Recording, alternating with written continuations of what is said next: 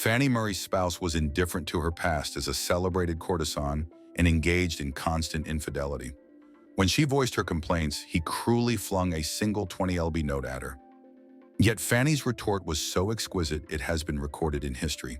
Fanny Murray, born Fanny Rudman, was the leading courtesan of 18th century London.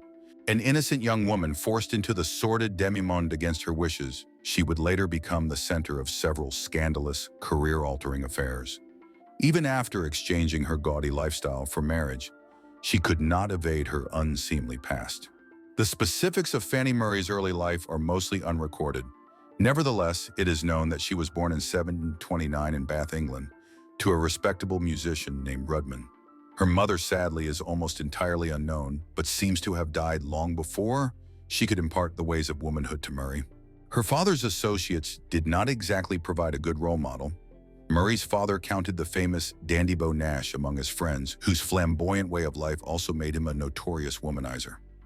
However, their close association suggests Murray grew up in a relatively decent middle-class household until calamity occurred. Her father passed away, leaving her an orphan at 12 years old. Following that, she was compelled to take extreme actions to ensure her survival. As a destitute orphan, Murray descended into poverty. Her future certainly seemed bleak, but she possessed an enterprising nature. She managed to scrape by, earning just enough to live on by vending flowers in the Abbey and near the assembly rooms in Bath. This provided her with an excellent chance to observe people, and her observations were startling. While selling her flowers, Fanny Murray observed that affluent men often had beautiful women accompanying them who were not their wives. Being quite attractive herself for a young girl, she pondered how she might attain the status of one of these kept women. Regrettably for her, while she was preoccupied watching the ladies, another individual was watching her. Spencer had stolen Murray's innocence, and the repercussions were severe. After he abandoned her, she fell in with an even worse set of people. Her subsequent client was an army captain, and allegedly several reprobates and disreputable characters followed.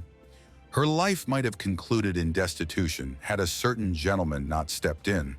He was the individual she would have least anticipated. Of all the individuals who might have come to Murray's aid, she could never have foreseen it would be Beau Nash. Her deceased father's friend observed the unfortunate girl down on her luck, but recognized her potential to make powerful men weak in her presence. Well into his 60s, he invited Murray to live with him as his companion. Her circumstances were about to undergo a dramatic transformation. It is probable that Nash exploited Murray's misfortune to indulge his own insatiable desire for pleasure. However, unlike the other men in her past, Nash compensated her for her companionship. He acquainted Murray with the finer aspects of life and instructed her extensively on high society, men, and the art of manipulating them. Her newfound abilities were poised to shake the nation's capital. After several years as Nash's mistress, Murray felt prepared to venture out independently. Although merely 14 years old, she departed Bath and relocated to London, the hub for genuine big spenders. However, she understood that generating income required spending at first. Unfortunately, she possessed none. Her lack of funds forced her into desperate measures. Lacking even 2 pennies to rub together, Murray became a dress lodger. It seems plausible that Nash, still residing in Bath, acted as her financial supporter. Just as occurred with John Spencer back in Bath, Murray's beauty captured the interest of another influential older man. This time, however, it was Jack Harris, one of London's foremost procurers, who noticed the young woman from the countryside with her innocent-looking eyes. Yet before accepting her as a client, he needed certainty regarding one matter. As the premier procurer of women in London, Harris had a reputation to uphold, necessitating disturbing measures before employing Murray. Prior to agreeing to collaborate, he had her medically examined for disease. Thankfully, her previous encounters had not resulted in any illnesses, physical ones at least, and Harris featured her in his publication, Harris's List of Covent Garden Ladies. This was precisely the type of promotion she required. With Harris's assistance, it was merely a matter of time before Fanny Murray amassed a profitable clientele of ostensibly respectable, powerful men. There were just a few particulars they needed to manipulate first. Despite Murray having been a working girl for years, Harris's booklet portrayed her as a new face. This wasn't the sole falsehood she and Harris propagated. Respectable courtesans, as Murray aspired to be, needed to be of legal age to safeguard their client's honor. However, when Murray partnered with Harris, she was still younger than 17. Whether knowingly or not, Harris, in his booklet, misrepresented Murray as rising 19 next season. Murray's minor deception proved successful. Aided by Harris and her own manipulation of facts, Fanny Murray burst onto the Covent Garden scene dramatically. Her distinct skills and fresh beauty rapidly established her as one of the most desirable courtesans in all of London, propelling her to the pinnacle of the demi-monde. She was unaware of the kind of frenzy she was about to ignite. Although Fanny Murray conducted her talents privately, she cultivated a very public image. In fact, she achieved such fame, think 18th century Kardashian famous, that she was a constant topic of conversation, sometimes literally. One noted diarist of the era recorded, "It was a vice not to be acquainted with Fanny. It was an offense not to toast her at every meal." She even garnered famous admirers. The intense excitement surrounding Murray and the fixation on her beauty cannot be exaggerated. Indeed, she even had other renowned beauties admiring her. When Murray was the guest of honor at the British ambassador to Venice's casino, she captured the attention of the renowned libertine Giacomo Casanova. But if he desired a share of Fanny's favors, he would have needed to wait in line like everyone else. By 1749, Murray mania was fully underway. Before long, men across England, unable to afford even a brief moment in her company, let alone an entire night, started purchasing mezzotint prints of her image.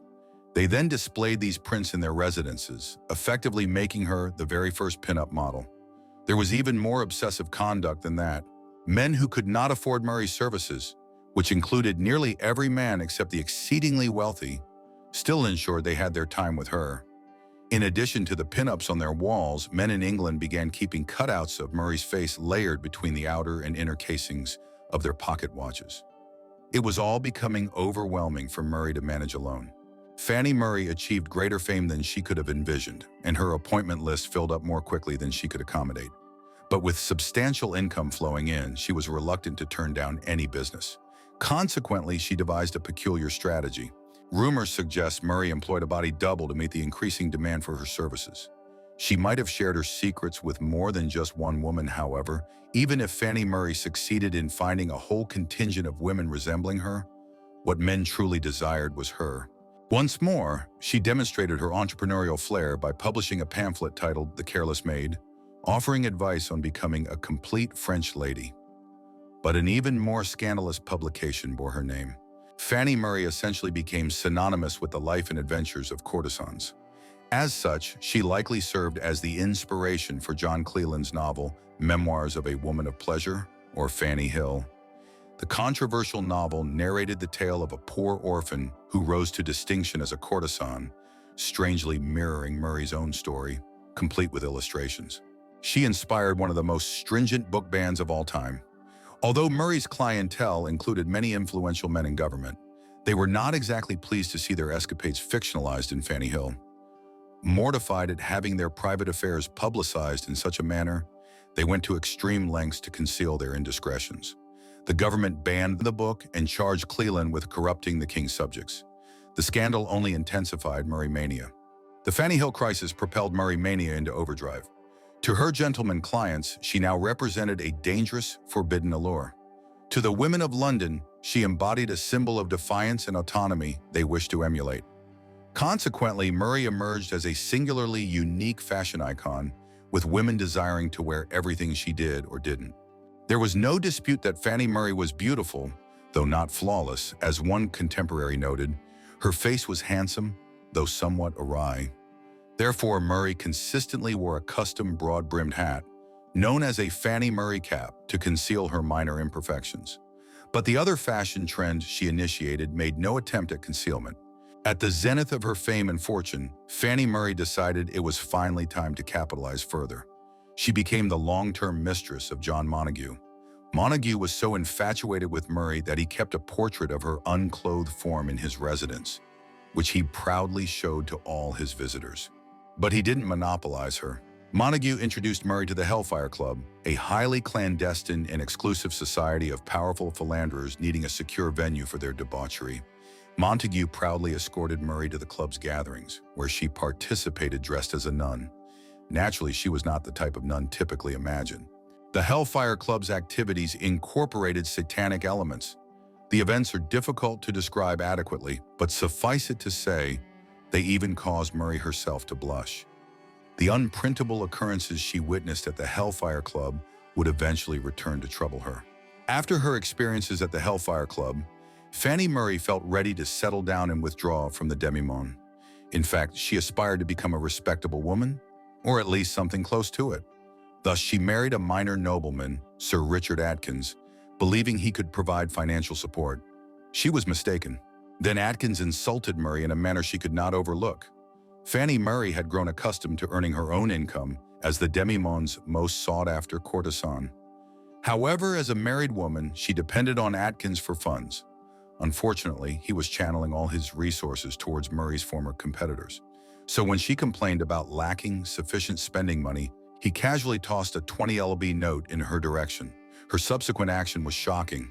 Even on a reduced-rate evening, Murray could have charged significantly more than a paltry 20 LBs. Thus, when Atkins attempted to dismiss her with such a pathetic amount, she couldn't help but feel offended. Angrily, she retorted, "Darn your 20 LBD, what does it signify?" She then positioned the banknote between two slices of bread and proceeded to consume it. Considering what transpired next, however, she ought to have saved that money. After several years of a discontented marriage, the relationship between Murray and Atkins concluded abruptly with Atkins's unexpected death. Although there was certainly no affection lost on Murray's part, she did lose one critical thing: financial stability. Atkins had dissipated his entire family fortune, encumbering Murray with a substantial amount of his debt. She would require all her cunning entrepreneurial skills to resolve this predicament. At 27, Fanny Murray was past her peak allure and could no longer depend on her beauty for income, as she once had. Unable to settle the debts left by Atkins, she was confined to a sponging house, a type of debtor's prison. However, the only thing she was absorbing in that establishment was potentially lucrative gossip. Murray had extricated herself from poverty previously using solely her ingenuity. This time would be no different. After merely a few weeks or months in the sponging house, she learned that John Spencer was getting married. He happened to be the son of the elder John Spencer, the man who had violated her when she was just 12. She perceived an ingenious opportunity to convert this information into tangible wealth. As she contemplated the compelling news in her small cell, Murray hoped the younger Spencer possessed integrity. After some thought, she composed a letter pleading for assistance to Spencer and his fiancée, recounting what the elder Spencer had done to her in her youth. Essentially, she attributed her life's path to Spencer's father's actions. Her calculated risk succeeded. Fortunately, the younger Spencer proved a better man than his father had been. Just as Murray had hoped, the younger Spencer read her letter and felt sympathy for her. Wishing to rectify his father's past wrongdoings, Spencer consented to provide Murray with an annual allowance of $200. It wasn't the fortune she had envisioned, but it was a promising beginning. Her true recompense was yet to arrive. Spencer recognized what Murray needed more than funds. She required a decent man. He introduced the retired courtesan to the prominent actor and theater owner, David Ross, one of his close personal friends. While specifics are limited, it appears Spencer persuaded Ross to marry Murray, utilizing the $200 somewhat like a dowry. He turned out to be quite the effective matchmaker. With her engagement to David Ross, Fanny Murray acquired something she had never genuinely possessed before. She re-entered respectable society. By all available accounts, Murray and Ross actually experienced a contented marriage. Nevertheless, even with this fresh start, she could not escape her past. In 1763, an old poem by the journalist and radical politician John Wilkes resurfaced, threatening to destroy Murray's restored reputation. The poem, An Essay on Woman, was a lewd and rather explicit parody of Alexander Pope's An Essay on Man. It was also entirely about Fanny Murray.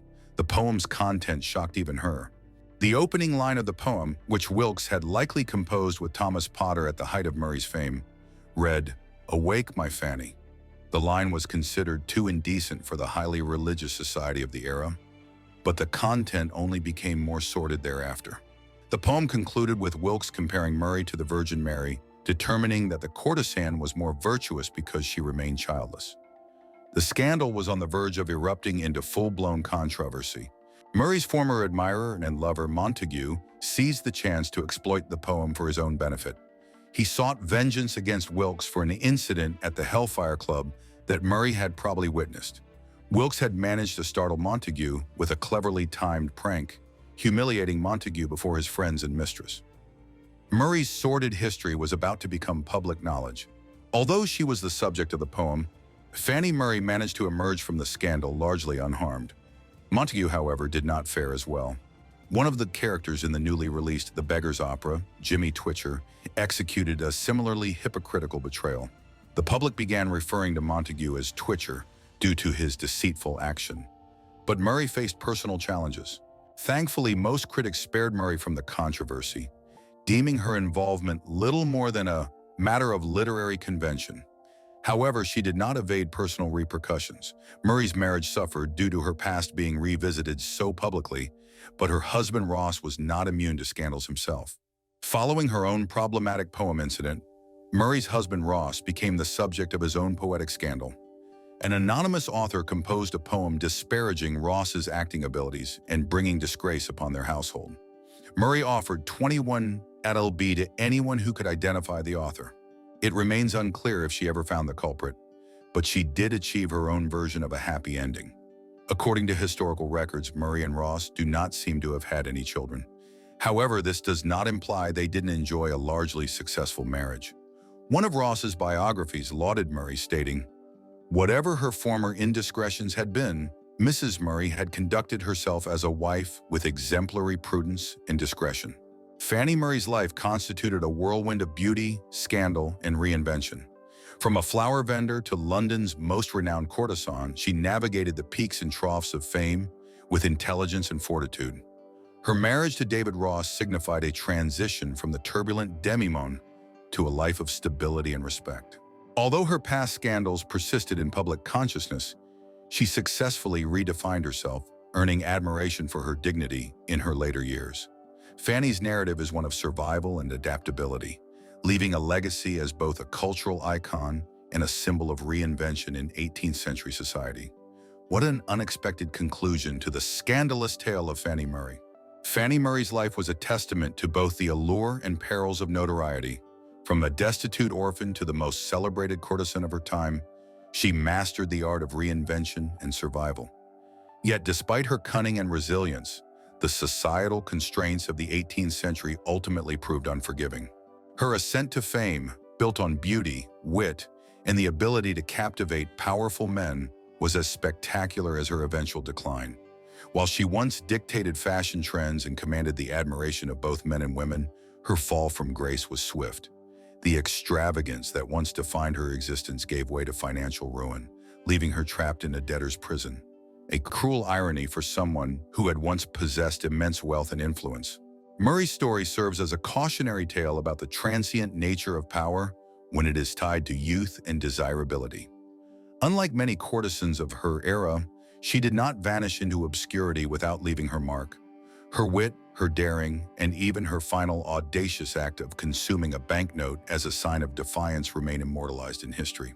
Whether she was a victim of her circumstances or a shrewd player in a game rigged against her, one thing is certain: Fanny Murray lived on her own terms. And while the world may have ultimately turned its back on her, her name endures, a symbol of both the heights of desire and the depths of society's cruelty. Her legacy remains not just in the scandalous tales that surround her, but in the defiant spirit with which she faced the world until the very end.